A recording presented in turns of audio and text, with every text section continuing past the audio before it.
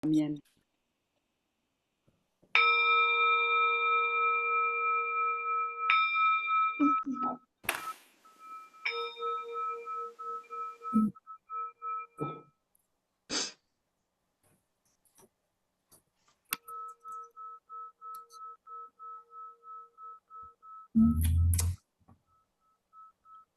Queridos amigos, es una alegría volver a estar todos juntos aquí. Eh, Somos unos privilegiados porque esta manera de comunicarnos es una cosa que antes no se podía hacer, pero ahora yo me maravillo cada vez que tenemos una reunión en la que aparece gente de todo el mundo conectado y para compartir estos momentos de alegría y de celebración.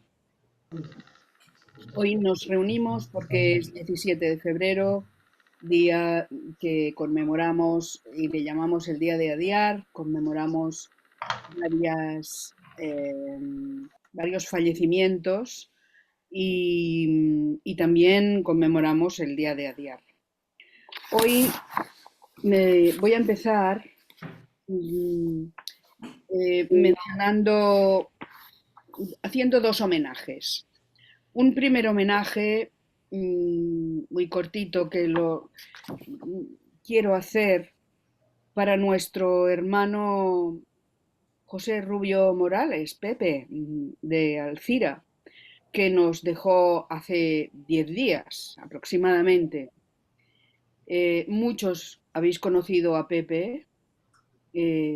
Durante muchos años él ha estado trabajando en la Sociedad Teosófica, entregando su buen hacer y compartiendo su simpatía. Él, los que le conocemos bien, sabemos que era un diletante en todas las facetas de su vida. Le gustaba el arte, disfrutaba mucho de la filosofía, de la política.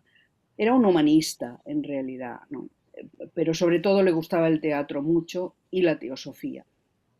Y sus hermanos vamos a echar mucho de menos ese sentido del humor que tenía y su buen hacer. La teosofía moldeó su persona y el ideal en su vida era vivir la teosofía, pero no de una manera teórica ni metafísica, sino de la manera más eminentemente práctica. Y esto lo podemos atestiguar los que nos consideramos sus amigos. Él era un idealista y leal a sus amigos, y porque cuando en la amistad él entregaba el corazón, lo entregaba de por vida. Esto lo sabemos bien. Ahora el camino para él que se abre es interesante y además muy intenso. Él va a recorrer sendas que le serán familiares, de las que descubrirá los secretos que le fueron escondidos cuando las pisaba, pero lo hará con el corazón ligero, lleno de curiosidad por descubrir los nuevos retos que su glorioso futuro le depara. Ha dejado atrás un sufrimiento grande, físico, que ha sido para él un lastre durante estos últimos años y también sobre todo para Liliana, su compañera fiel, amiga, hermana y siempre consuelo de sus cuitas y de sus sinsabores, no solo en los últimos años, sino desde siempre. Y cuando contemple la panorámica de lo que ha sido esta encarnación para él, podrá decir, bien está, todo ha sido justo, y seguirá con la certidumbre de no haber perdido nunca el hilo conductor que le conecta a su estrella. Así que allá donde estés, Pepe, te deseamos buen viaje todos. Que te vaya bonito. Este es el homenaje que me salió del corazón cuando celebramos el funeral al que no pude asistir, pero vamos, de corazón sí que estaba con él.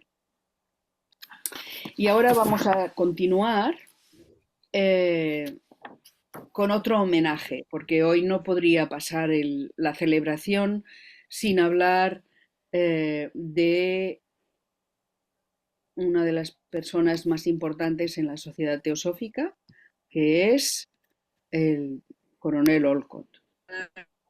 Voy a, a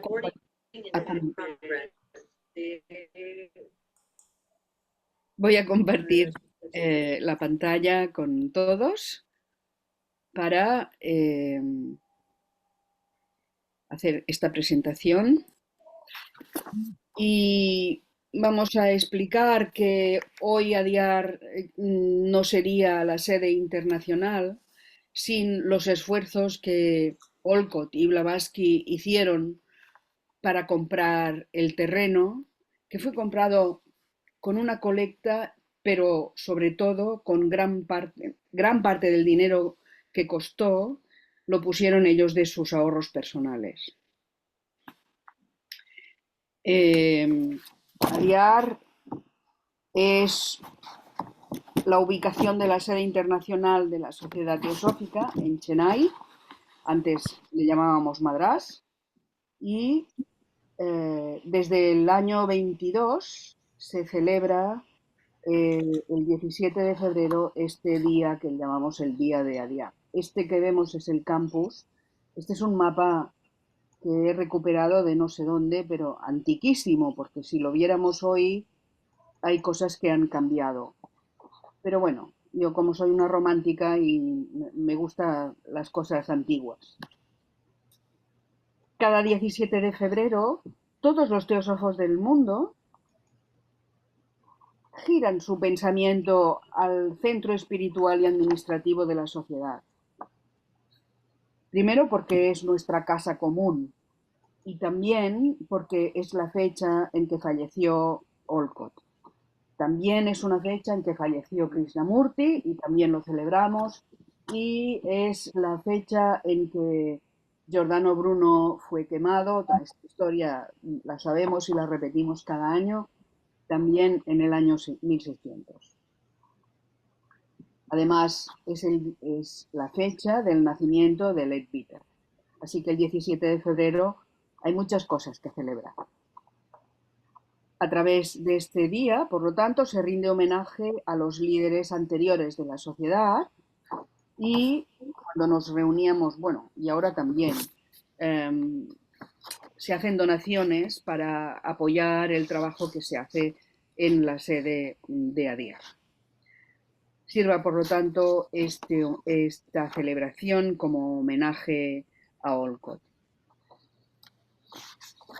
No vamos a explicar todo el recorrido de Olcott, que casi todos sabemos, ¿no? Él estuvo interesado en el espiritismo y él trabajaba en un periódico. El director del periódico, como el espiritismo estaba en auge, le dijo: vete a hacer un reportaje eh, en Vermont, en la granja de los Eddy, porque era allí donde se celebraban las sesiones espiritistas.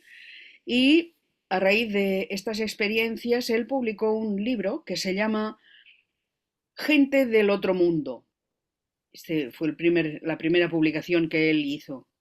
Y allí es donde conoció a Blavatsky, esto lo sabemos todos, y a partir de ahí pues fue el comienzo de una larga amistad y una larga colaboración para llevar a cabo los propósitos de la fraternidad de adeptos que tenían esa misión específica de fundar la sociedad teosófica, y aprovecharon la circunstancia de que Blavatsky y Olcott estaban encarnados simultáneamente, con lo cual eso fue fácil de organizar, digamos. Entonces ellos trabajaron sin cesar por llevar a cabo el proyecto que los fundadores internos y la gran fraternidad tenía en mente desde hacía mucho tiempo. Recordemos que en una de las cartas el Mahatma dice: hace más de 100 años que buscamos a alguien que pueda hacer de mensajero para nuestro proyecto. Así que ella fue la mensajera de las enseñanzas y él fue el organizador de esta perfecta estructura que tiene hoy todavía la sociedad teosófica. Así que trabajando codo con codo, cuando se fundó la sociedad teosófica, Olcott fue elegido presidente vitalicio y desde ese momento hasta el final de su vida, la sociedad fue su primer cuidado. La protegió frente a todas las amenazas, dio su fuerza física y el beneficio de su experiencia a la organización y con su habilidad administrativa supo fomentar el crecimiento de la sociedad.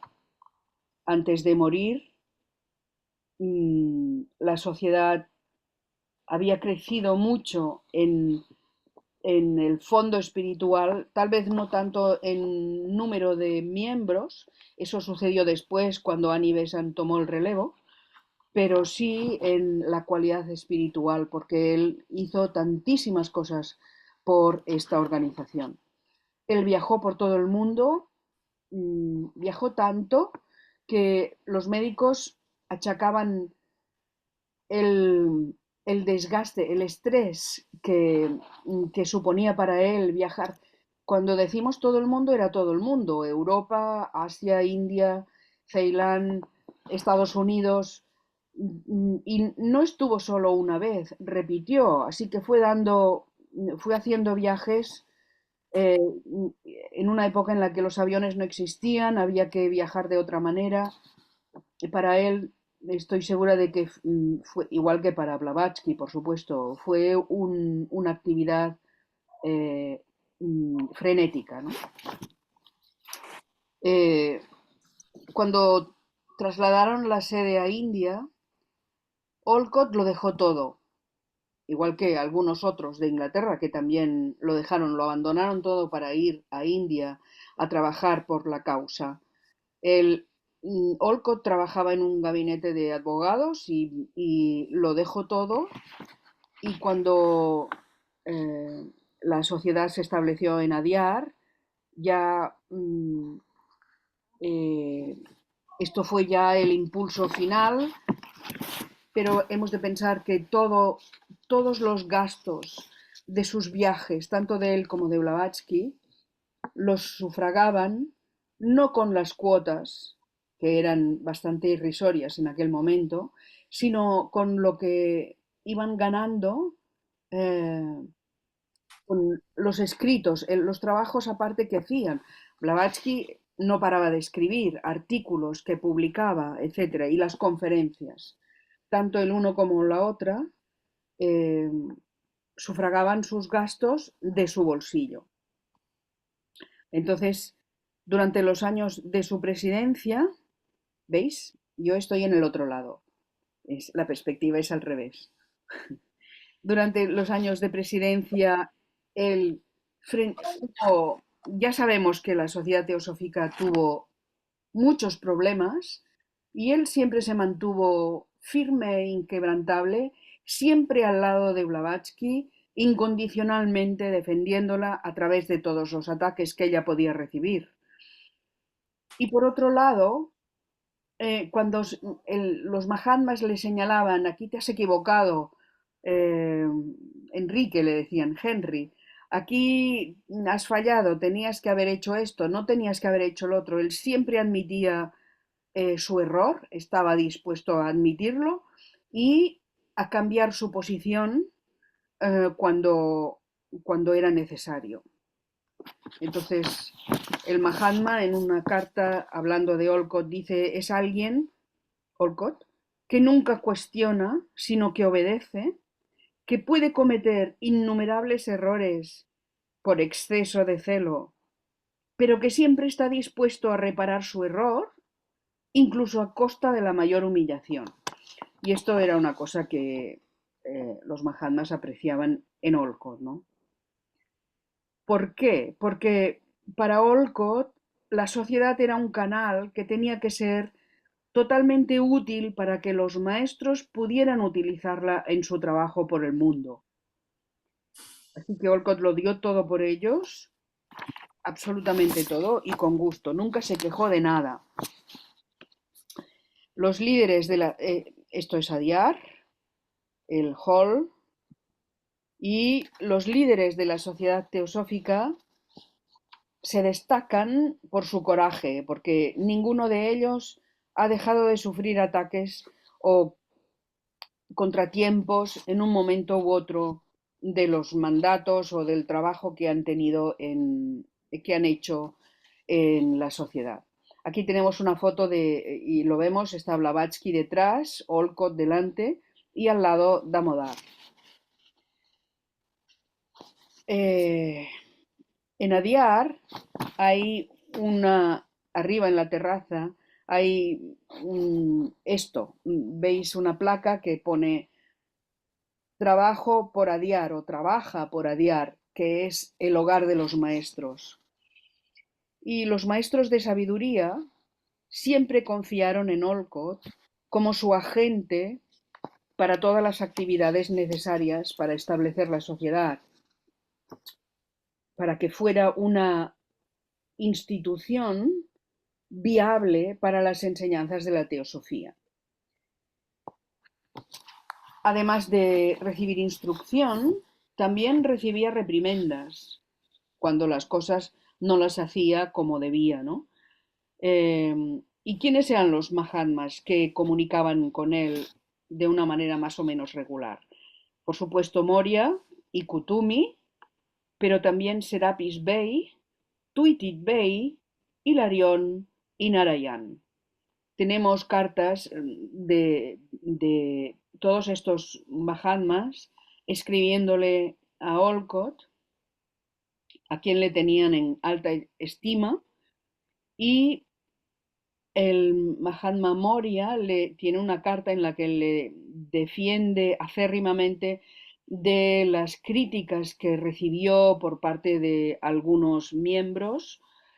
Y esto se puede ver también en el libro de las cartas de los Mahatmas a A.P. Sinet. Está mencionado varias veces y hay alguna carta para él también.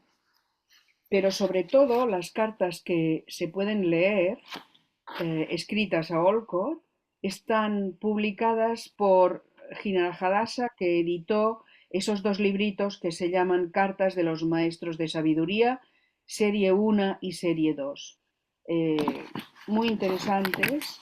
De algunas, Jinarjadasa proporciona comentarios, que siempre son muy interesantes. De otras no hay comentarios, pero ya hablan por sí solas. Luego, ¿qué más hizo Olcott? Ya lo sabemos, él trabajó incansablemente por el budismo. Este es el templo de Adyar, el templo del budismo. Ya sabéis que en Adyar hay templos de diferentes religiones, porque este fue uno de los objetivos de Olcott, el que todas las religiones pudieran hermanarse y trabajar juntas a pesar de los diferentes enfoques. Esto era una de las cosas que para él era muy importante. Entonces, los monjes budistas de Ceilán le invitaron y él estuvo en Ceilán durante mucho tiempo. Fue allí con Blavatsky y durante su estancia en Ceilán se hicieron los dos budistas. Y Olcott escribió esta nota en la que decía, esto es para certificar que el 19 de mayo de 1880 los fundadores de la Sociedad Teosófica, Madame Blavatsky y yo mismo, tomamos el Panchasila por primera vez en Vijayananda Vihara de Akmemana Dhamarama Thera y firmado en Olcott. Se entiende muy bien, porque normalmente los que sabéis un poco inglés podéis perfectamente leer con esta caligrafía que es muy legible. Hay otras caligrafías de algún Mahatma que cuesta un poquito más de discernir lo que dice, pero este se ve muy bien. Bueno, entonces, ¿qué hizo Olcott? Estuvo mucho tiempo en Ceilán, iba y venía, y consiguió reunir a las diferentes sectas o los diferentes grupos budistas para que se unieran para trabajar juntos. Y más tarde unió a las 12 sectas, había 12 sectas en Japón, las 12 sectas budistas de Japón y a todas las sectas de Ceilán las reunió en un comité conjunto para promover el budismo.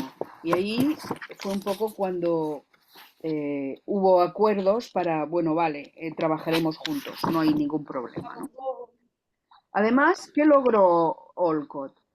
En Ceilán estaba dominado por los ingleses y los ingleses obviamente favorecían a los cristianos. ¿Qué quería decir? Que cuando había festividades cristianas se celebraban y por lo tanto era fiesta. Pero cuando era el día de la festividad de Vesak, que todos de alguna manera tenemos muy adentro en nuestro corazón, el gobierno no reconocía ese día como una festividad. Y entonces los budistas apelaron a Olcott y Olcott se fue a hablar con el representante de Londres que estaba allí y le hizo entender que para los budistas era importantísima esa fecha y entonces lo convenció de tal manera que a partir de entonces la luna llena de Vesak es una fiesta nacional en Ceilán. Y después logró que también aceptaran la misma fecha de los hindús en Ceilán siempre. Se reunió con los budistas, estos son los budistas tibetanos, me parece, o los budistas, y esta con los japoneses. Estuvo trabajando por ellos y para ellos durante muchísimo tiempo, haciendo un gran esfuerzo, y fue mientras estuvo en Ceilán cuando escribió el catecismo budista. Después, posteriormente, convocó en Adyar una convención ecuménica sin precedentes de budistas Theravada, que son los de Ceilán, y Mahayana, de Ceilán, de Birmania, de Japón y de Chittagong, que ahora es Bangladesh, con el objetivo de unificar las dos escuelas, la del norte y la del sur, y que se pusieran a trabajar juntos, porque él aspiraba a formar un mundo budista unido. Así que después se celebró en Chicago el Parlamento de las Religiones y él insistió muchísimo para que el budismo fuera incluido dentro de este Parlamento como religión importante. Y por lo tanto, eso fue una cosa importante porque a partir de ahí el budismo eh, pudo empezar a expandirse en Occidente, que es algo muy, muy interesante. En cuanto a la educación, ya sabemos que Olcott trabajó muchísimo para fomentar la creación de escuelas budistas en Ceilán. Esta es una de las estatuas que tiene, porque en Ceilán le veneran mucho. Y esta es una escuela en Kandy con la estatua de Olcott. Y esta es el Ananda College con la estatua de Olcott en los jardines. No solo en las escuelas, sino que, por ejemplo, estas son las fotos que yo tomé directamente de la estación, enfrente de la estación de Colombo, la estación central, está la foto de Olcott. Fue algo maravilloso. Bueno, las escuelas para en Ceilán las escuelas celebran el día del cumpleaños de Olcott, tienen incluso un torneo de cricket anual que se llama el torneo Henry Olcott y tienen también un auditorio que se llama el Olcott Hall. O sea que esta persona, como veis, solo vivió para y por la teosofía y por el trabajo de los Mahatmas y de la gran fraternidad. La biblioteca de Adyar también le rinde homenaje porque él fue quien tuvo la iniciativa de crear la biblioteca de Adyar, para lo cual en diciembre del 86 invitó a representantes del cristianismo, del hinduismo, del budismo, del zoroastrismo y del islamismo a estar presentes en sus ceremonias de dedicación y para bendecir la obra. Estuvieron todos menos los cristianos que no quisieron colaborar. Después hay que hablar también del trabajo de la sanación. Él imponía las manos y sanaba, lo cual para él representaba chorro de energía y un desgaste personal. Se hizo muy famoso por sus curaciones y al final el Mahatma le tuvo que decir que cesara en su labor porque eso suponía una merma para su propia salud y su vitalidad. Y entonces dejó de sanar para dedicarse más porque había que hacer todavía muchas cosas. Él tenía que hacer muchas cosas todavía. Bien, llegamos a la última parte, que es la que me interesa compartir con vosotros, que es la última parte de su vida y el fallecimiento. El 3 de octubre, mientras regresaba de Estados Unidos a Italia para una gira de conferencias, en el barco se cayó por la escalera, de tal manera, fue una caída muy grave, el médico dijo, no se salvará, esto es mortal. Pero porque cayó de cabeza, dando volteretas y se dio en la cabeza. Eh, Cuando salió de esta, todos los médicos dijeron, esto es un milagro, esto no tenía que haber pasado, pero bueno, ha pasado, ¿no? Entonces, en Italia lo llevan al hospital en Génova y tuvo que esperar ahí a que se recuperara en 3 meses. Mm, en 1907 dejó una carta de despedida a sus hermanos, que es esta. Eh, Os la voy a traducir porque es absolutamente conmovedora. Bueno, a mí me ha conmovido mucho. Dice, a, a mis queridos hermanos en el cuerpo físico, les digo adiós, les digo adiós. En mi memoria continúen el gran trabajo de proclamar y vivir la fraternidad de las religiones. Y ahora dice, para mis queridos hermanos en los planos superiores, les saludo y vengo a ustedes y les imploro que me ayuden a impresionar a todos los hombres de la tierra de que no hay religión más elevada que la verdad y que en esta fraternidad de religiones se encuentra la paz y el progreso de la humanidad. Adyar, 2 de febrero de 1907. Él falleció el 17 y aquí su firma. En el periódico de Madrás, o de Adyar, salió una nota que había preparado Annie Besant, muy ilustrativa.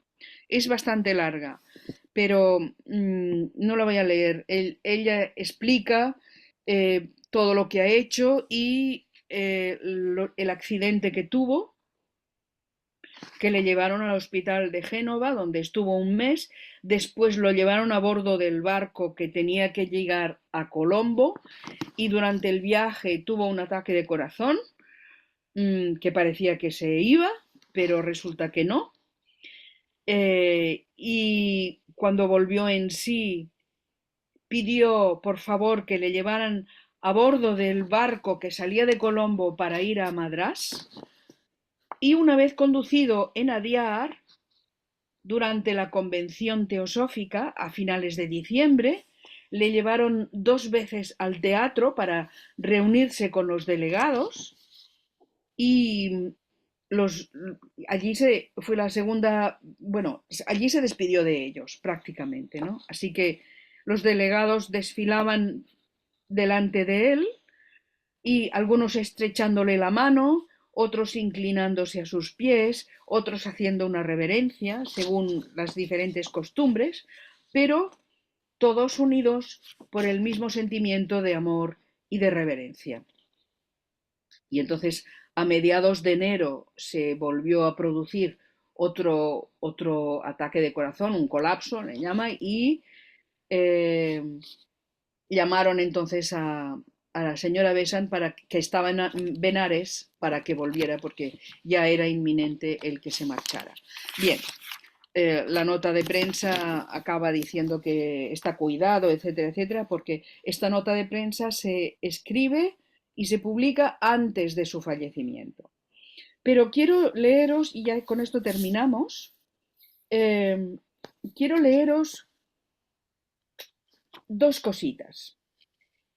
Durante el último mes de Olcott, su secretaria, Marie Rusak Ochgener, informó de haber visto la forma astral de Blavatsky, a quien Olcott saludó como caballo viejo, hola. Y el 3 de febrero, los Mahatmas le hicieron una visita más a este viejo servidor, que fue la última visita durante su vida consciente en la Tierra. Y entonces el secretario honorario de Olcott escribe de su puño y letra en el diario del presidente y dice: los maestros, los 4, vinieron esta mañana y le dijeron al coronel que su trabajo había terminado. Le agradecieron su lealtad y su trabajo en favor de sus intereses. Y a él le embargó tanta emoción de alegría que saltó de la cama y se postró a los pies de los maestros. Sabemos que en diferentes cartas, por ejemplo, en la carta 5, el maestro Kutumi habla de Olcott y loa su entrega y su confianza. Y hay otra carta en la que el maestro Moria dice de Olcott: cualesquiera que sean los defectos de Henry Olcott, estamos muy satisfechos de él y se lo agradecemos. Que todos sepan lo que pienso, dice el Mahatma, y declaro ahora con mi propia firma. Henry Olcott ha servido y seguido a su maestro hasta el último suspiro con verdad y lealtad. Y firma la carta M.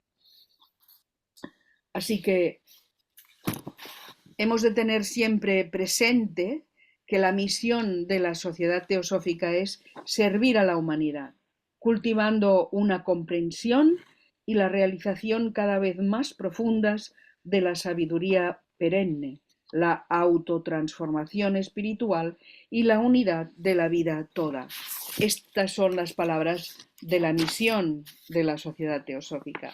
Si basamos nuestro trabajo en esta misión, podemos estar seguros de que la trayectoria de la Sociedad Teosófica Española va por buen camino. Somos los continuadores de los pioneros de la teosofía en España cuando ellos ofrecieron todos sus esfuerzos por la causa. Y el empeño de todos los teósofos posteriores, sus dirigentes y todos los colaboradores que hicieron posible que la teosofía llegara hasta hoy, no debe perderse. Ha sido un gran trabajo a pesar de todos los contratiempos y debe servir para reforzar el futuro de unas enseñanzas que nos han llegado desde tiempos inmemoriales y cuya mensajera fue Elena Blavatsky. El tejido que constituye la Sociedad Teosófica de Adyar está formado por todos sus miembros, todos, desde el primero hasta el último, cada uno en su puesto particular, viviendo una vida teosófica. El movimiento teosófico necesita de cada uno de nosotros y de nuestra entrega interna al trabajo de la gran fraternidad, verdadero motor de la teosofía en el mundo. Tenemos un mandato explícito de parte del Mahachohan: trabajar para que el mayor número de personas aprenda a ver el camino hacia la verdad que no podemos desoír. Termino con las palabras comunicadas por Annie Besant en París en 1925, esperando que sean para vosotros tan inspiradoras como lo son para mí en todo momento. Estas palabras nos exhortan al trabajo, hermanos de la luz, en medio de las tinieblas que es vuestra misión y la nuestra disipar. Que nuestro trabajo esté, pues, al servicio de los grandes seres, como lo estuvo el de nuestro querido Henry Olcott. Muchas gracias. Bueno, y después de esto, que me parece que me he pasado 3 pueblos, vamos a dar paso a las colaboraciones de todos los que quieran representar, digamos, de los representantes de todas las ramas que quieran contribuir. Así que llamamos a la rama Ceres. Abrir el micrófono. Muy bien. Usi. Gracias, Ángeles.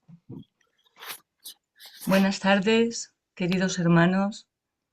Desde Cáceres, la rama Ceres quiere estar presente en esta celebración del Día de Adiar un año más. Todos sabemos qué significa esta celebración. Ángel nos ha estado hablando de ella. Lo importante para nosotros es tener una nueva oportunidad, aunque sea en línea, como estamos ahora, de poder compartir entre todos los miembros y simpatizantes que puedan estar presentes en este momento de unidad, este momento de fraternidad, donde nuestras conciencias confluyan durante este tiempo en una misma dirección. El hermano Jinara Hadassah describió una vez a Adiar como una visión de esperanza para la humanidad. ¡Qué hermosa visión! Nosotros nos preguntamos y planteamos si esa descripción no podemos llevarla a nuestros centros o ramas donde nos reunimos a compartir nuestros estudios y desde donde transmitimos nuestra comprensión de la teosofía. Porque, como sabemos, por la ley de la analogía, que independientemente que podamos ir o estar en nuestra anhelada sede central, nosotros, desde el lugar en que vivimos y trabajamos, podemos hacer de nuestros pequeños centros un lugar vivo de la enseñanza que nos ha sido transmitida. Y desde ahí colaborar con la paz, la armonía, la comprensión fraternal y la esperanza en la humanidad. Como decía Krishnamurti de Adiar, y que todos intentamos aplicar en nuestras ramas, que éstas sean un oasis espiritual donde el fatigado viajero encuentre alivio y reposo. Hermanos, tenemos mucho trabajo por delante. Os deseamos un feliz día de Adiar y nos ofrecemos una vez más a trabajar en esta bendita labor. Muchas gracias. Llamo a la rama Racoxi. María Luisa. ¿Estás, no? Hola, sí. Me complace que estemos juntos para sostener la antorcha. Yo traigo el pensamiento de Krishnamurti, pues creo que conecta con el momento que vivimos, necesitados de nuevos planteamientos. Nuestro conocimiento de la vida se nutre de los hechos sobre el hombre, la naturaleza y Dios, descubiertos por las generaciones pasadas. Y si ahondamos, nos damos cuenta que somos hijos de civilizaciones ya desaparecidas y quisiéramos rescatar sus secretos, y en este transitar hoy recordamos a los que nos han iluminado el camino. Todos han aportado su tributo, y quiero hacer una mención especial a Giordano Bruno, que entregó su vida en defensa del libre pensamiento, hoy pilar de la sociedad teosófica. Krishnamurti nos hace cuestionar nuestros conceptos, que nos demos cuenta de nuestro condicionamiento en el proceso del pensamiento. Krishnamurti nos dice: cada vez que las sociedades y los gobiernos se vuelven más burocráticos, tenemos menos libertad. La libertad significa liberarnos de la ansiedad, la incertidumbre, el pesar, el sufrimiento, todas las cosas que el pensamiento ha creado en nosotros. El pensamiento solo puede funcionar dentro de la dualidad y por tanto es separativo. Cuando pensamos que conocemos nuestros motivos, propósitos, intenciones, pretextos, etc., decimos que tenemos conciencia. Y Krishnamurti nos dice: esa es la conciencia del mundo. El pensamiento ha llenado la conciencia con las cosas que él mismo ha creado. El pensamiento es la respuesta del conocimiento acumulado como experiencia y memoria. Para llegar a la verdad, hemos de comprender la limitación de nuestra realidad, que es el resultado del proceso del pensamiento. Por eso Krishnamurti nos sugiere que cese el pensamiento y en el silencio surja la comprensión. Gracias. Gracias a ti, María Luisa. Llamo Rama Esperia.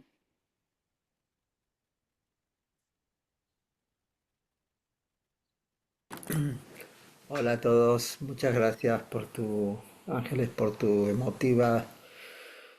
emotivos recuerdos, los dos, fantástico. Y poco puedo agregar, pero solamente una cosa respecto de Olcott. Imaginaos que poneos en el lugar de él cuando decidieron dejar Nueva York y embarcarse en un viaje muy penoso hacia la India, hacia Bombay, para tratar de encontrar un lugar donde establecer la sede de la sociedad, siguiendo instrucciones, deseos de los Mahatmas, que en noviembre le decían: ir preparando los baúles. Es que tuvieron que vender todo, todos los muebles, hacerte todo y pasar en el viaje muchísimas penurias. Blavatsky había estado en India, conocía. Olcott no tenía, pero tenían corresponsales, o sea, gente con la cual se escribían, y eso era todo. Y al final de cuentas, pensemos que dejar algo que habían establecido, dejar su trabajo, dejar sus relaciones, su gente, sus amigos, su familia inclusive, para embarcarse en una aventura hacia lo desconocido, porque era eso realmente, no se sabía cómo iba a ir, fue realmente extraordinario. Y yo lo valoro muchísimo y creo que ha sido de mucho valor y ha sido una persona, Olcott, que nos ha dejado un legado tan importante que tú has señalado, Ángel, es un legado tan importante, tan grandioso, que no es un legado literario, aunque realmente lo que él escribió en las páginas de un viejo diario tienen mucho valor histórico y se sacan muchas enseñanzas también. Él no era como Blavatsky, el que escribía los artículos, daba el conocimiento, etcétera, pero él transmitió lo que transmitió fundamentalmente su legado, aparte de la organización, de la maravillosa organización que dejó de la Sociedad Teosófica, fue su actitud, el ejemplo de su actitud, su inquebrantable lealtad y trabajo incansable en bien de la humanidad y del trabajo de los maestros. Así que nuestra gratitud hacia él y hacia todos los pioneros que supieron hacer este trabajo, supieron hacer que la sociedad hoy sea pequeña, reconocida por aquellos buscadores, aunque no por el grueso del mundo, pero por aquellos buscadores que conocen, que han tratado de beber de sus páginas, de sus enseñanzas, esa verdad que ha existido siempre y que hoy llamamos teosofía. Gracias. Muchas gracias, Carlos. Llamo a la rama Bhakti.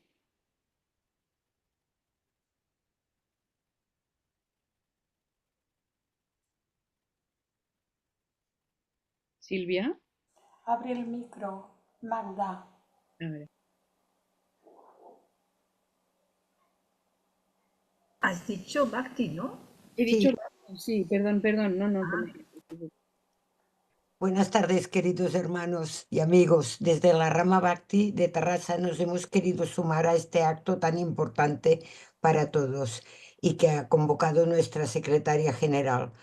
Realmente yo había preparado algo del coronel Olcott, pero después de la exposición que nos ha hecho Ángels, poco se puede añadir. Ha sido tan emocionante, entonces me centraré un poco en Krishnamurti, que fue visto inicialmente como el nuevo maestro que la Sociedad Teosófica había proclamado.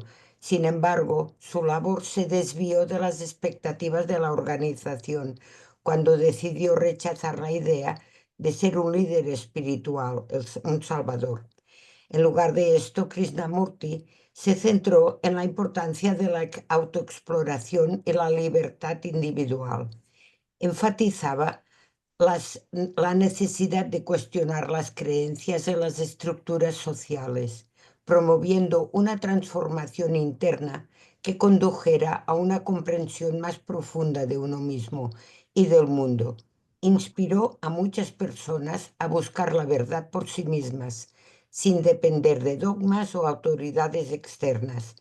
Su vida y filosofía siguen siendo influyentes dentro de la tradición teosófica, aunque él rechazó los títulos.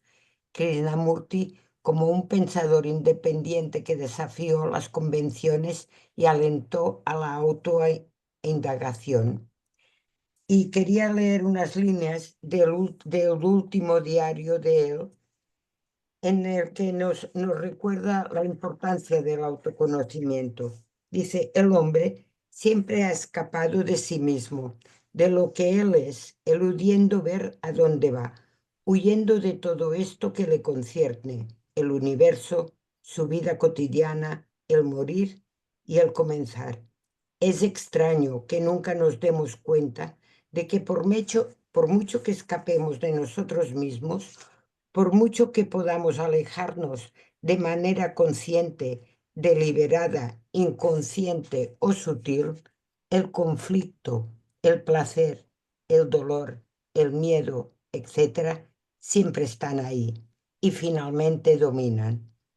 Uno puede tratar de reprimirlos, puede tratar de apartarlos deliberadamente por un acto de voluntad, pero vuelven a la superficie y el placer es uno de los factores que predominan. También conlleva los mismos conflictos, el mismo dolor, el mismo hastío. El cansancio y el desgaste del placer forman parte de esta confusión en nuestra vida.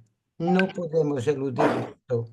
No podemos escapar de esta insondable confusión a menos que realmente le dediquemos cierta reflexión, y no solo reflexión, sino que veamos con atención cuidadosa, con diligente vigilancia, todo el movimiento del pensar y del yo. Esto lo escribió estando en Ojai el 18 de marzo de 1983. Muchas gracias y feliz día a todos. Gracias. Gracias a ti, Magda. Llamo ahora a Loto Azul. Hola, Hola, Luis. hola, ¿qué tal? Yo tenía preparado un texto sobre lo que fue mi visita a Diyar, que yo no sé si encaja mucho porque bueno, es muy personal y he ido reduciendo hasta poderlo ajustar a los 5 minutos, pero bueno, os lo voy a leer si me lo permitís. Claro que sí. Bueno, de la historia de Adyar, de lo que simboliza para todos nosotros, poco más puedo añadir que nos haya dicho. Así que he pensado que podía contaros brevemente, si me lo permitís, mi experiencia personal en la visita que realicé a Adyar junto con varios miembros y amigos hace apenas 5 meses y de la que guardo un recuerdo inolvidable. Y fue inolvidable porque sentí en aquel momento y siento ahora que todo lo que ocurrió, por un desconocido motivo, formaba parte de un guión previamente establecido. A esta conclusión he llegado después de reflexionar en todo lo que viví y la importancia de las enseñanzas que me fueron transmitidas. En varias ocasiones he tenido la oportunidad de viajar a India, pero al final, por un motivo u otro, se frustraban los intentos y todo quedaba en puertas esperando un momento más propicio. En esta ocasión, no es que tuviera un especial interés en recorrer India, pero sí me ilusionaba mucho visitar a Diyar. En los días previos a nuestra llegada a Chennai, conociendo distintas provincias y ciudades, las experiencias vitales se iban presentando como el que no quiere la cosa, fluían y fluían de una manera más natural. Lo más relevante y didáctico de todos nosotros fue el contacto directo de la vida con la muerte con la muerte y la muerte con la vida en un girar sin fin. Eso es India. No exagero si os digo que en 3 ocasiones percibimos el sabor del fin de nuestra encarnación, pero de todas estas experiencias fui añadiendo profundos conocimientos. Cuando el autobús que nos trasladaba de un destino a otro se salió de la carretera y volcó, el breve espacio de tiempo que pasó hasta que pudieron sacarnos a los 9 pasajeros fue suficiente para entender la levedad de nuestras vidas y lo importante que es valorar y ceñirse a lo que realmente es importante y olvidar los circunloquios en los que cotidianamente nos movemos, haciéndolos patéticamente trascendentes. Una más de las enseñanzas que entre perplejidades, ruidos y olores de todo tipo se mostraban en cada paso. Pero tengo que decir que el país de contrastes también hubo momentos maravillosos donde pudimos sentir el verdadero espíritu fraternal, el amor, la amistad y la suerte de vivir. Pero bueno, después del ruido llegó la calma. Después de la ruta turística, la ansiada a Diyar. El 31 de mayo de 1882, HPB y Olcott pisaron por primera vez a Diyar. Olcott relata en su diario: el 31 de mayo nos llevaron a Diyar y a primera vista supimos que nuestro futuro hogar había sido hallado. Diyar es una especie de paraíso. Eso decía Olcott, y esas sensaciones las que tuve cuando cruzamos la puerta de acceso a nuestro hogar, el hogar de todos los teósofos del mundo. Sentí una profunda emoción que no sabía explicar. Me sentí simplemente reconfortado. Decía Rada Burnier que Diyar no es solo la sede internacional de la Sociedad Teosófica, sino también un símbolo de los ideales teosóficos, un centro de poder espiritual y de paz, que genera una profunda devoción y aspiración a la verdad, fuente de inspiración y guía que refresca los corazones de muchas generaciones de miembros. Y es así. Los días siguientes que vivimos en Diyar, rodeado de exuberante naturaleza, fueron momentos de limpieza interior, de reflexión, de meditación, sin interferencias, rodeados de espectaculares banianos, casuarias, mangos, insectos de lo más curioso y de gente tranquila que paseaba y trabajaba con una armonía natural que conmovía. Eso lo da Adyar. Sinceramente, sentí un cosquilleo cuando recorrimos las estancias donde aún se sentía la fuerte presencia de HPV, de Olcott, de Besán y tantos seres que dieron todo lo que pudieron de sí mismos por la sociedad teosófica y por la humanidad. Le pregunté a mi hija Elena, de 8 años, que me acompañó en esta experiencia, qué es lo que más le gustó y me dijo, el Hospital de Animales de Adyar. La verdad, sorprendía ver tantas personas atendiendo a todo tipo de animales enfermos que recogían por las calles, caballos, perros, vacas, gatos, con tanta entrega y amor, ciertamente emocionaba. De igual manera, el colegio de Adyar para niños sin recursos. Me sentí orgulloso de ser miembro de la Sociedad Teosófica. En fin, siento un enorme agradecimiento a todos los que han hecho y hacen de Adyar lo que es. Para terminar, os leo un comentario de Olcott que refleja un poco todo esto. Lo escribió en su diario cuando llegó a Adyar después de una gira de 11.265 kilómetros. Era incansable este hombre, impresionante. Él decía, el hogar nunca me pareció tan encantador, ni mi vieja camarada tan querida. Estas visitas a casa son una delicia, siempre recurrente, y ningún lugar en ninguna parte de la tierra lejana que he visto parece tan dulce y tranquilo como Adyar. Muchas gracias. Muchísimas gracias. Suscribo las palabras de Olcott y creo que todos estaremos de acuerdo en que es así. Gracias, Luis. Gracias. No sé si Ananda ha tenido tiempo de llegar o no. Ricardo, ¿estás por ahí? A ver. Porque se ha excusado y me ha dicho que tenía un problema grande.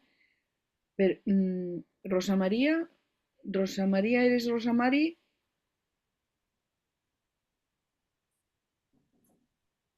No. Vale, pues entonces vamos a ver si hay un... No.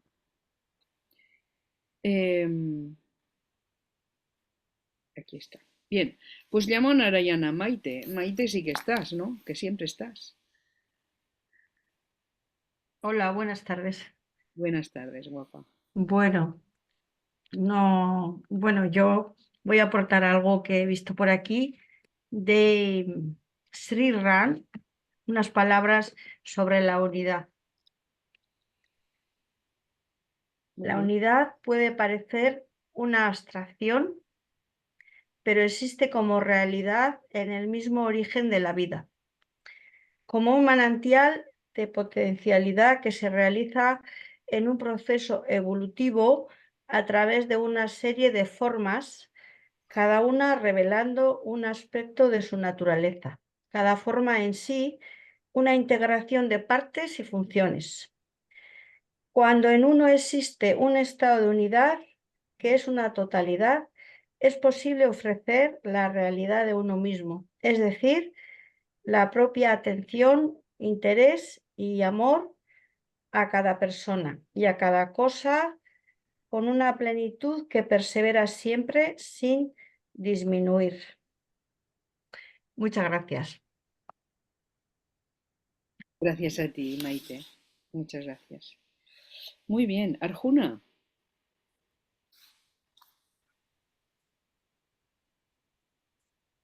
Perdón. Hola, buenas tardes a todos. Gracias, Ángels. Todo lo que tiene que ver con la Sociedad Teosófica y Adyar es bonito, interesante y emocionante. Yo os voy a hacer una lectura de unas líneas sobre los jardines de Adyar. Adyar es una propiedad muy extensa, con una gran variedad de jardines y paisajes naturales. Pero es importante resaltar algo muy especial, que es el árbol bañano. Desde el principio, el poderoso bañano se convirtió en un entorno muy importante dentro de la finca. En la India, este ficus es considerado un árbol sagrado, que a menudo se localiza cerca de centros espirituales. La extensión en horizontal de su copa se eleva hacia el cielo. El tronco, o más bien sus innumerables vástagos, representan el mundo material. mientras que las raíces forman su base. Este árbol del mundo se caracteriza por su extraordinaria longevidad y la capacidad de alzar nuevos troncos que ocupan cada vez más espacio con el tiempo. Simboliza el poder eterno e infinito de la vida. Se le considera el árbol de la sabiduría, pues en la Bhagavad Gita, Krishna instruyó a su discípulo Arjuna diciéndole lo siguiente: hay un banyan imperecedero que tiene sus raíces hacia arriba y sus ramas hacia abajo, y cuyas hojas son los himnos védicos. Aquel que conoce este árbol es conocedor de los Vedas. Este simbolismo como árbol de la vida y del conocimiento fue adoptado por los teósofos. El árbol bañano de Adyar es la encarnación de la vida divina, pues manifestada a través de él adquiere una personalidad distinta y también es la representación de la sabiduría divina, que adopta una forma más material cuando bajo su sombra los presidentes de la sociedad teosófica moderan las conversaciones crepusculares, o cuando los teósofos envueltos en sus influencias místicas transmiten las enseñanzas teosóficas a los estudiantes. Para finalizar, voy a mencionar también un rincón mágico denominado el Jardín del Recuerdo, cerca de la orilla del río de la propiedad de Adyar. En efecto, en 1917, Anibesan decidió delimitar y consagrar un jardín donde se esparcirían las cenizas de los presidentes de la Sociedad Teosófica. El diseño del Jardín del Recuerdo refleja la forma de los triángulos entrelazados del emblema de la sociedad y boceta una estrella unida a los estanques de los lotos. En las paredes laterales de los triángulos hay placas de mármol blanco con los nombres de los presidentes fallecidos. Pero no es un cementerio, sino un lugar de reflexión y paz, que para los teósofos simboliza la permanencia eterna de la sabiduría pura, cuyos mensajeros y guardianes eran esos presidentes, junto a HPD. Ya está, Ángeles. Gracias a todos y feliz día de Adyar. Muchísimas gracias, Silvia. Muy bonito. Llamo a Sofía.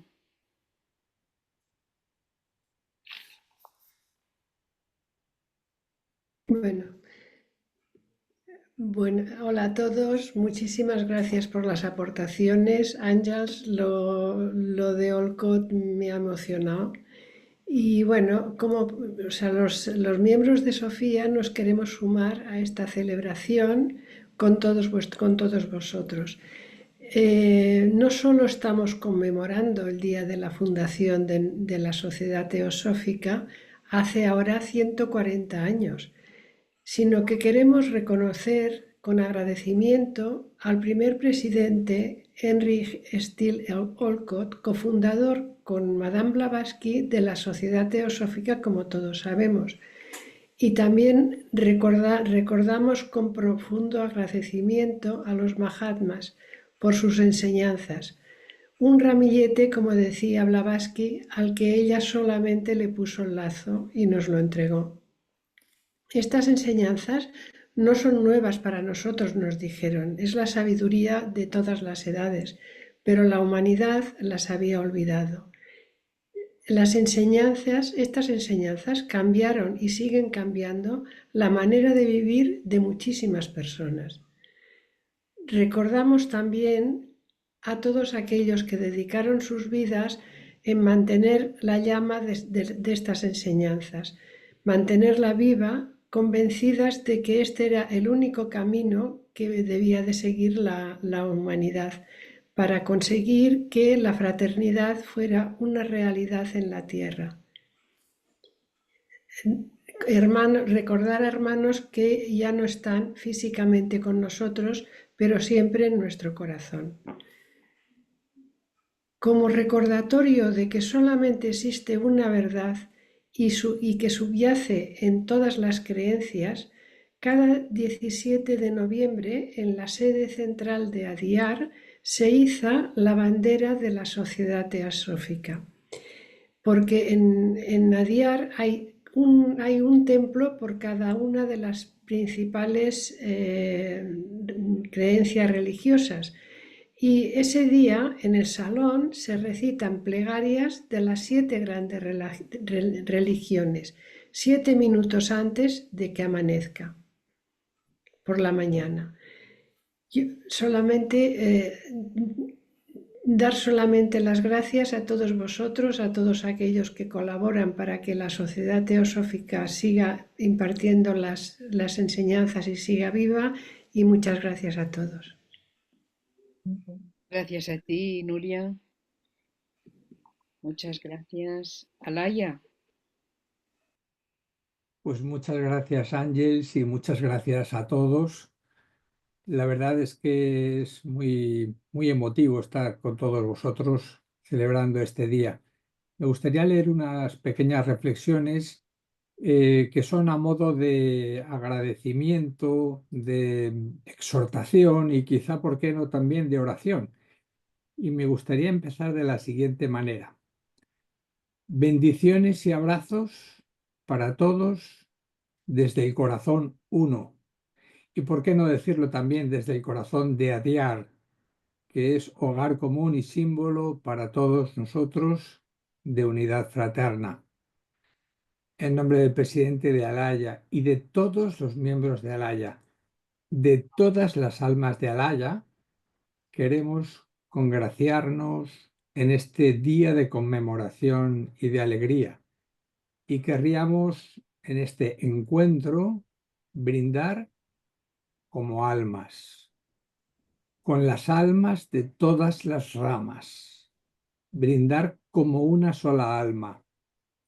Nos gustaría hacer este brindis a modo de presente continuo, tratando de vivir muy en presente cada día el espíritu del movimiento teosófico y el espíritu de los seres que construyeron la sede de Adyar, que trabajaron en ella, o que pasearon por ella, o que la visitaron, todos y cada uno contribuyendo a hacer de ese lugar no tanto un centro administrativo, sino verdaderamente un centro de tensión espiritual, un foco de unidad, un hogar teosófico, un hogar y un faro donde reinara y habitara la verdad.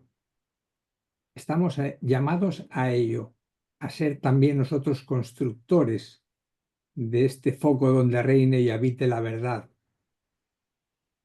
Queremos que los esfuerzos y los emprendimientos del pasado sean para nosotros un renovado estímulo para que en cada rama edifiquemos nuestro particular Adyar, un templo en el que lo físico y lo espiritual convivan como un estado de conciencia donde more la verdad, que seamos portadores de ella y en donde unos y otros nos estimulemos a vivir la fraternidad, el amor, la unidad, el servicio fraterno, sabiendo que en todo lo demás vamos a ser ayudados y de que lo que precisemos se nos dará por añadidura.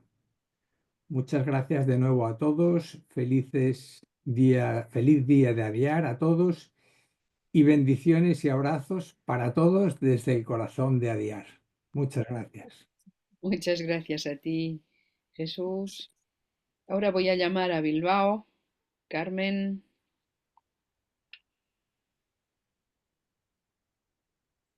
Bueno, no sé qué tal se me oirá porque este micrófono no sé si funciona muy bien. Te oye perfecto. Vale, muchas gracias y buenas tardes para todos. Y como representante de la rama Bilbao, pues yo voy a basar esta intervención en la figura de Giordano Bruno. Pero antes de nada, quería hacer un comentario que nos ha llegado, me imagino que a muchos, que ha hecho Catalina Isaza Cantor, que está en Adyar, y como se celebra el día de Adyar, ella ha dicho: honremos a los visionarios que allanaron el camino para la teosofía y el legado de Adyar. Y bueno, como me ha gustado mucho, pues lo quería mencionar. Como he dicho antes, mi intervención se va a basar en la figura de Giordano Bruno. Y como después de todas las intervenciones que ha habido me da como cierta vergüenza, ¿no? Pero bueno, comentar que Giordano Bruno nació en Italia, no sé por dónde lo tengo apuntado, no sé si es Nola o algo así, el pueblo donde nació.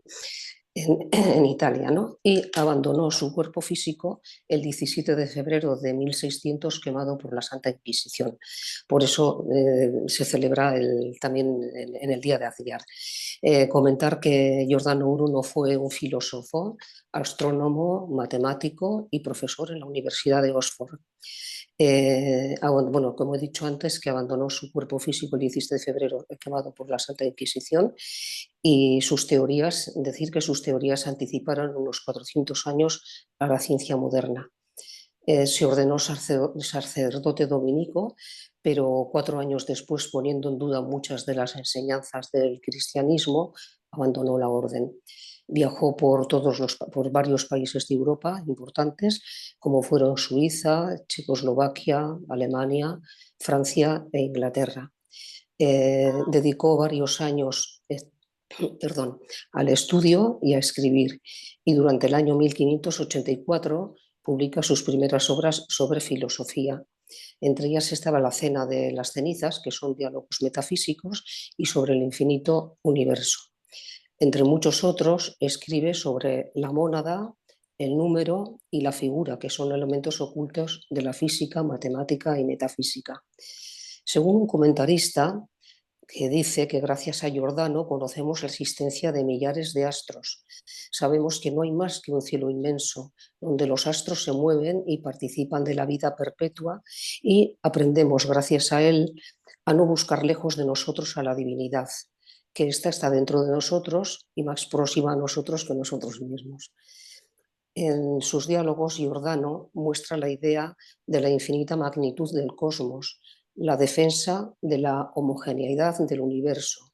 Sostiene que solo hay una clase de materia de la cual están igualmente integrados todos los astros y la Tierra. La desigualdad solo se da en ser más grandes o más pequeños. Ángeles, igual me estoy pasando. Tú córtame cuando... Bueno, queda uno, no pasa nada, pero Sí, no te... bien. A ver, reduce un poco. Bien, pues solo comentar que Annie Besant dijo que algunos de los temas centrales de la obra de Giordano son pura teosofía, y fue en vano que el Vaticano pusiera sus libros en el índice, porque sus pensamientos volaron a la inmortalidad y se están propagando por el mundo. A la acusación que hizo un señor mocínago, contestó Giordano con profesión de fe idéntica a la de los antiguos maestros. En HPB también menciona en Isis in Velo toda una serie de acontecimientos que vivió Giordano Bruno. Bueno, amó la verdad sobre todas las cosas y prefirió morir por ella que claudicar para salvar su vida. Y predicó la unidad de la vida, la transmigración de las almas, rechazó de la misión divina exclusiva del cristianismo, equiparó a Cristo con los fundadores de las demás religiones, la existencia de los dioses u hombres perfectos y su amparo para el progreso humano. La posibilidad también para los hombres de juntarse con los dioses y elevarse hasta ellos uniéndose al Dios interior. Cuando le comunicaron la sentencia, les dijo: ustedes tienen más miedo al sentenciarme que yo al recibir sentencia. En Adyar, en una visita que hicimos a Adyar, hay un busto de Giordano Bruno, y pues, que está en la sede central de la Sociedad Teosófica. Y nada más, muchas gracias por aguantar esta Muchísimas charla. gracias a ti, Carmen. Es muy interesante y es verdad, hay una estatua de Giordano Bruno en Adyar, porque todo lo que has dicho es lo que es verdad sobre este personaje. Muchas gracias. Gracias a ti, Ángeles. Bueno, pues ahora voy a llamar al grupo Mario Rosso de Luna, que será el último en intervenir. Hola, buenas tardes a todos. ¿Se oye bien? Sí, ¿se oye bien?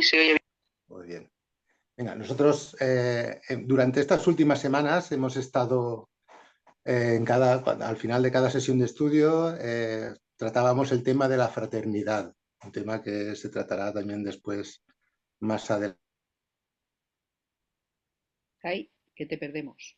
adelante. Y un poco a raíz de eso que hemos tenido en estas últimas semanas, pues han salido, yo he destacado tres frases o tres sentencias o tres, como lo queráis llamar. Una sería, la de los primeros días fue: no echéis flores a los cerdos, porque, bueno, después los puntos suspensivos todos los conocemos. Un poco esa es al principio que tienes sentimientos encontrados de prepotencia, a veces quizás esa frase se dice un poco quizá también fruto del temor.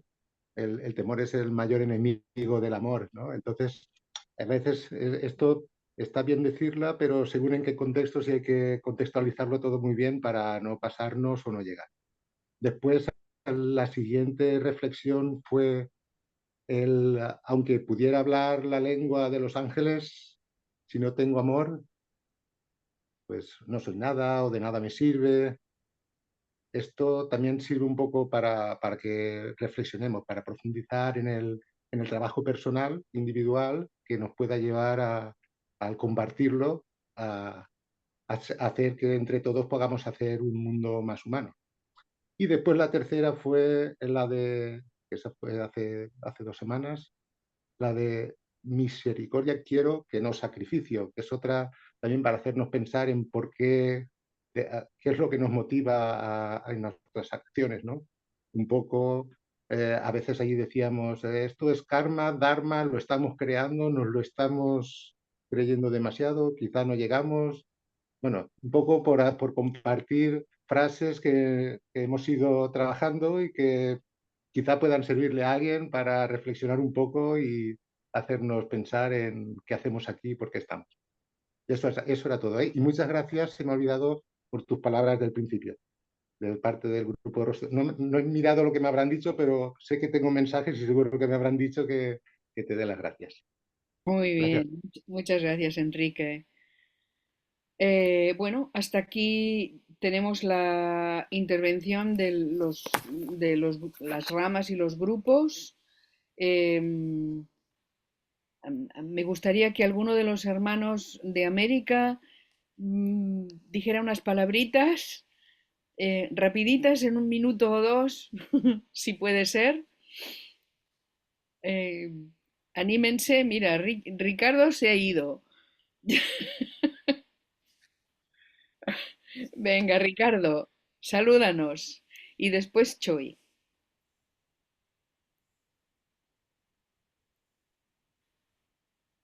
Es muy difícil esto, ¿no? Vale, vale. Dios santo, casi que no encuentro el botón del micrófono. Muy bien. Pues me parece fantástico saludarlos aquí desde las Américas, porque estas celebraciones hacen que uno retome más fuerzas cuando hace los estudios, porque a veces uno piensa que, ¿será que yo estoy solo en estas cositas por ahí investigando, estudiando? Pero cuando veo tantas personas de tantas partes del mundo, me parece fantástico que estamos en la misma búsqueda y en el consciente y colectivo estamos de alguna forma conectados y apoyándonos entre nosotros. Entonces, este día es fantástico porque refuerza esos brazos, lazos de fraternidad global, que es lo que propende que cada uno con su punto de vista desde cada parte del mundo que cambia a veces por la cultura, nos refuerce cada día mejor el conocimiento. Muchas gracias por este compartir. Un abrazo para todos. Muchas gracias, Ricardo. Chuy. Gracias y buenas noches para ustedes. Tenía mucho tiempo de no verlos. Yo le digo que no, lo que hago no es un trabajo, es un placer lo que hago para la teosofía. Y eso ahora que estuve escuchando a Catalina, ahorita que mencionó Carmen, por ahí les compartí el video, me, me cayó el 20, decimos aquí en México, de que aunque soy un granito de arena dentro de todo este arenal, vamos a llamarle así, que no me sentía no me sentía parte de la teosofía, no me sentía como que estaba ahí escondido y pues no visto, ¿no? Pero con lo que estuvo comentando ayer Catalina, me dio, me dio un gusto ser parte de esto y pues soy joven, vamos a llamarle en estos andares de la teosofía, pero a lo mejor en este plano, a lo mejor nos encontramos por ahí en otro, pero para mí es un placer cada vez que los veo a todos, que comparto con Sudamérica, con Centroamérica y ahora con ustedes, que hace mucho que no los veía. Es un placer y sobre todo esta fecha tan especial, ¿no? Que ojalá se siga impulsando hacia todos los jóvenes este estudio y pues dure mucho tiempo más. Les envío un afectuoso saludo desde México para todo el mundo. Muchas gracias, Choi. Saludos también a todos los hermanos de México y de América del Sur y Centroamérica y de todo el mundo. Eh, Antes de darle la palabra a José, que me gustaría añadir a tus palabras que hemos de recordar dos cosas. En un arenal, si falta un solo grano de arena, está incompleto, le falta algo. Así que todos formamos parte de esa unidad, de ese uno. José. En primer lugar, ha sido un placer compartir con ustedes. No es la primera vez que lo hago. Y me gusta en la forma en que lo hacen, donde le dan posibilidad de decir algo que sientan o que quieran, los cabezas de rama que tienen allá, donde voy a repetir una frase antigua que se usaba ante mi patria, a la madre patria, a España, que nos obligaban o nos decíamos así. El poder, el poder, te llamo enseguida, te llamo enseguida. El poder compartir ¿Sí?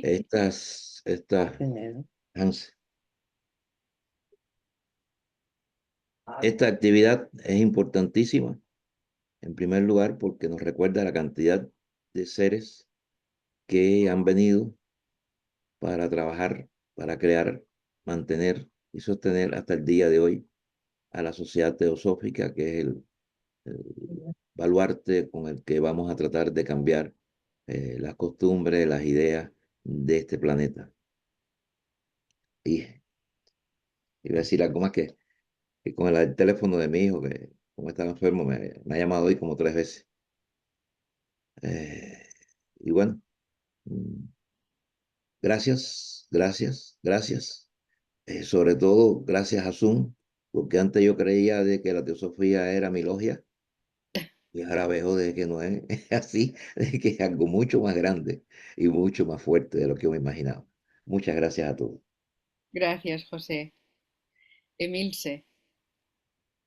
Bueno, desde acá, desde Argentina, les mandamos un fraterno abrazo a todos y lo que yo podría aportar es que nos hagamos responsables y apliquemos todo esto, estos ejemplos, lo que nos piden los maestros, ¿no? Y estos ejemplos de Olcott, Blavatsky, Annie Besant, de todas esas personas que hicieron tanto sacrificio particular que nosotros a eso lo tenemos que tener como ejemplo para seguir en este estudio. porque no es solamente el estudio, es la meditación y el servicio. Y desde Giordano Bruno, mucho antes, que me parece un ejemplo de vida, donde tuvo una ecuanimidad total frente a su ser interno. Entonces, nunca el ser interno va a ir en contra de los maestros. Entonces, con el estudio, como dije, con la meditación y sirviendo, es como podemos nosotros responder o devolverle a la humanidad y ser como esa escalera donde uno le da la mano al otro y así vamos a una evolución mucho mejor, mucho mayor. Nada más, gracias. Y gracias a ustedes por todas las oportunidades y las enseñanzas que me ayudan a mí muchísimo, muchísimo. Gracias. Gracias a ti, Emilce. Eh, Queridos hermanos, hemos llegado ya al final. No sé si hay alguna palabra más. Estamos llegando ya al final del tiempo mm, razonable para poder estar juntos hoy. Os agradezco a todos vuestra asistencia, vuestra colaboración, vuestra buena voluntad, vuestra buena disposición y vuestro trabajo. Porque el hecho de estar aquí indica una voluntad de colaboración entre todos, de cooperación, que es como funciona el universo, con cooperación entre todos los elementos que hay en él.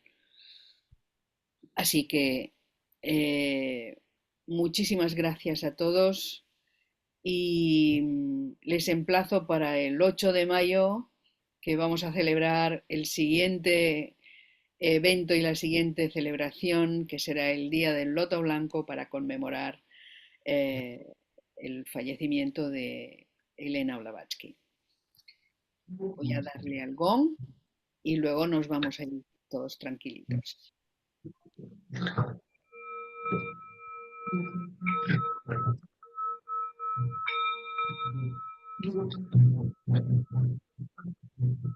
Thank you.